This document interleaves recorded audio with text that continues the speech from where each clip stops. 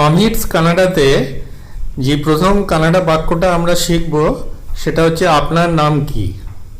আপনার নাম কি কানাডা ভাষায় এটা হবে নিম্মা হেসারু এনু, হোয়াট ইজ ইয়োর নেম।